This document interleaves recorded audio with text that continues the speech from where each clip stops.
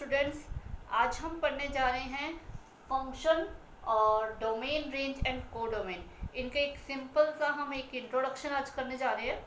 तो फंक्शन का वैसे एक्चुअली मीनिंग क्या होता है? कार्य।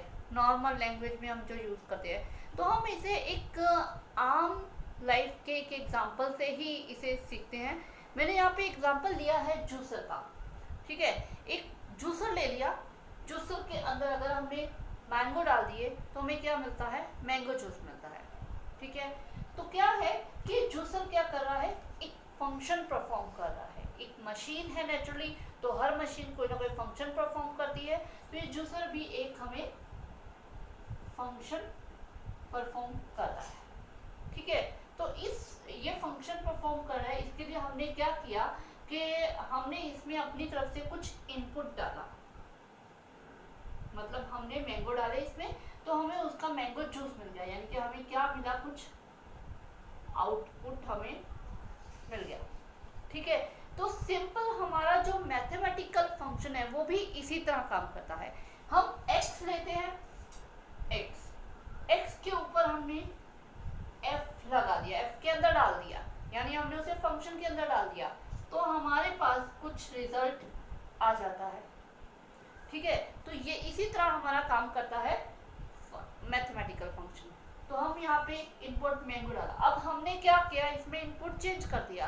रोज हम मैंगो जूस तो नहीं पियेंगे, कुछ चेंज करेंगे। तो हमने यहाँ पे इनपुट चेंज करके हमने ऑरेंज डाल दिया। जो जूसर था वो तो हमारा सेम था और वो सेम फंक्शन परफॉर्म करेगा। वो अपना फंक्शन चेंज नहीं कर रहा है, क्योंकि वो जूसर है, उसका जो काम है वो वैसा ही काम करेगा। लेकिन हमारा जो आउटपुट है वो चेंज हो गया। वो मैंगो हमने ऑरेंज डाला तो हमें मैंगो जूस नहीं मिलेगा, हमें ऑरेंज जूस मिलेगा। तो इससे हमें क्या पता चल रहा है? कह रहा अगर हम अपना इनपुट चेंज कर रहे हैं तो हमारा आउटपुट भी चेंज हो रहा है। ठीक है, तो इनपुट हम अपनी तरफ से डाल रहे हैं, वो किसी पे डिपेंड नहीं कर रहा है। तो इनपुट क्या है? एक इंडिपेंडेंट वेरिएबल है। ठीक है, वेरिएबल है जो कि हम x लेते हैं। यहाँ पे हमने x अपनी तरफ से ले लिया था। ठीक है, और जो हमारा आउटपुट आ रहा है वो डिपेंड कर रहा है इनपुट पे। अगर हमारा इनपुट चेंज होगा तो आउटपुट भी उसके अकॉर्डिंग चेंज हो जाएगा। तो हमारा आउटपुट क्या हो गया? एक डिपेंडेंट वेरिएबल हो गया जो कि हम y लेते हैं। तो ये हमारा y हो गया। ठीक है, हमने हमारे इंडिपेंडेंट वेरिएबल के ऊपर हमने एक फंक्शन लगा दिया, तो हमारे पास दूसरा एक डिपेंडेंट वेरिएबल निकल के आ गया। तो यही हमारा मैथमेटिकल फंक्शन इसी तरह काम करता है। अब क्या है कि जो ये हम इनपुट्स डालते हैं, ये इनपुट्स होते हैं डोमेन। ठीक है, और ये हमारा फंक्शन है। तो जो हमारे पास ये आउटपुट निकल के आ जाते हैं, ये होता है रेंज। ठीक है, आप इसकी डेफिनेशन देख सकते हैं। Function assign output to input. The domain of function is set of all possible input for the function. जब हम कोई फंक्शन परफॉर्म करते हैं, उसमें आउटपुट फाइंड करने के लिए कोई ना कोई इनपुट डालते हैं, तो उस वक्त जो इनपुट होता है वो डोमेन होता है।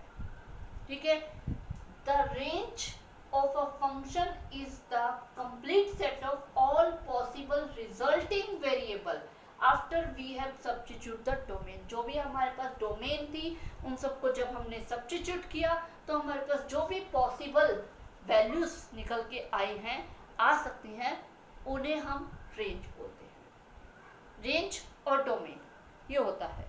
ठीक है, अब कोडोमेन समझने के लिए हमें एक मैपिंग डायग्राम का यूज करना पड़ेगा। मोस्टली जो बच्चे हैं वो रेंज और कोडोमेन को सेम समझते हैं, लेकिन ऐसा नहीं होता है। ठीक है, कोडोमेन और रेंज एक्चुअली में सेम, हाँ मोस्ट ऑफ द टाइम ये दोनों सेम हो जाते हैं, पर वैसे जो रेंज है, सम टाइम जो रेंज है वो सबसेट होती है कोडोमेन का, ठीक है। तो वो उसके इक्वल हो सकती है बट मस्ट नहीं है। तो हम इसे एक मैपिंग डायग्राम से समझेंगे। इसमें मैंने -2 -1 0 1 2 ये ले लिया है, ठीक है। और इधर मेरे पास 0 1 2 3 4 ये ले लिया। अब यहाँ पे जो मैंने ए सेट से बी सेट पर जाने के लिए मैंने जो इनके ऊपर फंक्शन लगाया एफ, वो क्या लगाया है मैंने, एक्स स्क्वायर।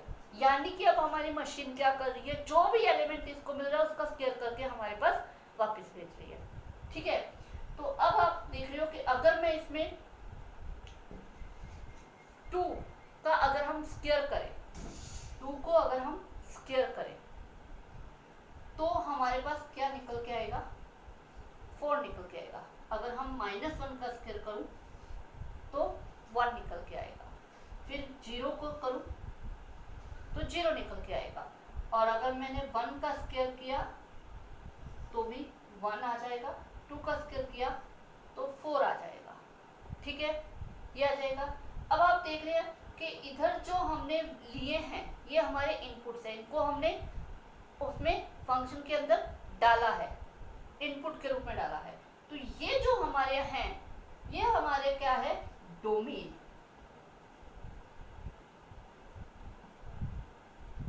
ये हमारा है डोमेन,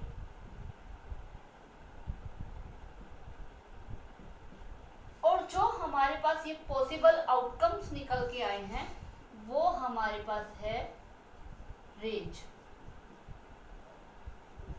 अब ये आ गया, लेकिन हमारे पास ये जो 2 एलिमेंट बचे हैं, ऐसा नहीं है ये नहीं आ सकते। अगर हम यहाँ पे √2 लेते तो √2 का स्क्वायर करके हमारे पास 2 निकल के आ जाता, √3 होता तो √3 का स्क्वायर करके हमारे पास 3 निकल के आ जाता। लेकिन हमारे पास डोमेन के अंदर ये वैल्यूज नहीं है, ठीक है। हम इनपुट्स इनका नहीं ले रहे हैं। अगर हमारे पास ये इनपुट्स नहीं है लेकिन ये आउटपुट हमारा आ सकता था, अगर हमारे पास इनपुट होते, ये फंक्शन उसको ले रहा था, फंक्शन उसके ऊपर लग के हमारा आंसर आ सकता था।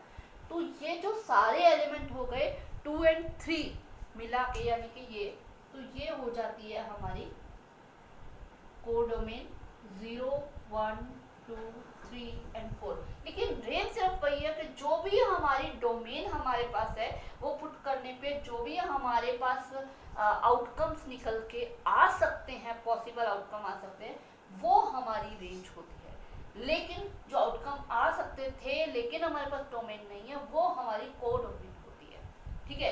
इसको समझने के लिए मैंने इनके एक और डेफिनेशन ली है सिंपल सी। Domain what can go into the function, जो फंक्शन में जा सकता है। कोडोमेन अब जा सकता है, ठीक है। यहाँ पे भी हमें एक चीज और समझने वाली है। जैसे मैंने अभी आपको बताया कि इसमें हमने मैंगो डाले थे, हमारा मैंगो जूस बन गया। लेकिन हाँ, जो हर फंक्शन है वो सारी चीजें एक्सेप्ट नहीं करता है। उसमें क्या है कि अगर जूसर है, जूसर के अंदर अगर आप स्टोन डाल दोगे तो क्या होगा, तो क्या आपको जूस मिलेगा? स्टोन जूस तो उसमें मिलेगा नहीं मिलेगा, जूसर खराब हो जाएगा। जूसर उसे एक्सेप्ट नहीं करेगा, उसे रिजेक्ट कर देगा और उसकी वजह से वो खराब हो जाएगा, ठीक है। तो कुछ ऐसे इनपुट्स भी होते हैं जो कि वो एक्सेप्ट नहीं करता, तो इसलिए what can go into the function, जो फंक्शन पे अप्लाई हो सकते हैं वो डोमेन होती है। फंक्शन में कुछ ऐसे भी हो सकते हैं जो नहीं हो सकते हो, ठीक है, तो वो उसकी डोमेन होती है। Codomain what may possible come out of a function, वो जो फंक्शन हम ले रहे हैं उससे हमारे पास क्या पॉसिबल आउटकम आ सकता है वो हमारा फंक्शन है। And range what actually come out, जो एक्चुअली हमारे पास आ गया है, दैट इज द रेंज, ठीक है। तो ये है, इसे हम एक छोटी सी मैथमेटिकल एग्जांपल करते हैं इसके लिए।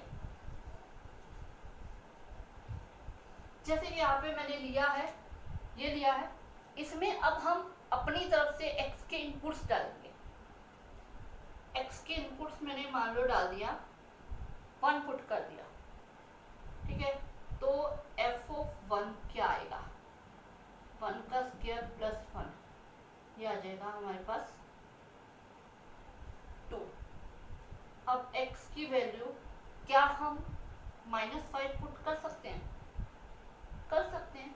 हम -5 पुट कर देते हैं तो माइनस तो हमारा f ऑफ -5 क्या आ जाएगा? -5 का स्क्वायर प्लस 1 यानी कि हमारे पास 26। आपको ये पता चल रहा है हम नेगेटिव वैल्यू पुट कर रहे हैं या पॉजिटिव वैल्यू पुट कर रहे हैं। हमारे पास जो आंसर है इसका वो पॉजिटिव ही आ रहा है, वो नेगेटिव नहीं आ रहा, मोर देन 1 ही आएगा।